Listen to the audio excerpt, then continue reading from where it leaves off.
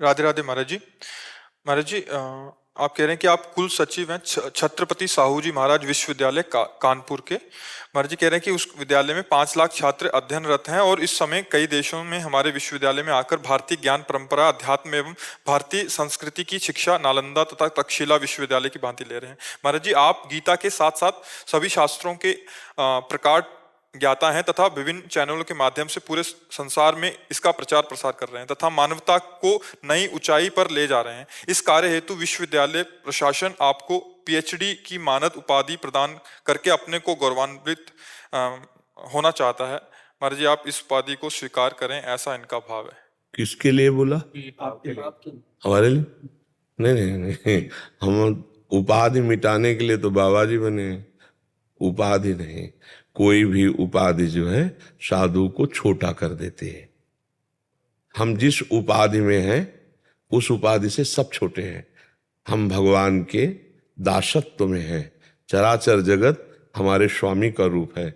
इससे बड़ी हमें उपाधि कोई नहीं दे सकता और वो हमारे भगवान ने हमें दी है। ये सब छोटी उपाधियां हैं। बड़ी उपाधि की प्राप्ति के लिए छोटी उपाधियों का त्याग किया जाता है। सबसे बड़ी उपाधि है मैं सेवक सचराचर रूप स्वामी भगवंत। मेरा संसार का जो स्वरूप भगवान का है वो मैं सबका दास हूँ, यही हमारी उपाधि है। छोटे बन करके सबकी सेवा करना, बड़े बन करके अहंकार आकर के नरक जाना। समझ रहे ना? हाँ प्रभु, आपकी सद्भावना है, लेकिन हम जिस उपाधि की बात कर रहे हैं ये उपाधि बहुत छोटी है। सुरपति, नरपति, लोकपति, जिनके भावे घास और रहे परम आनंद में तज सब ही की याद। समझ पा रहे?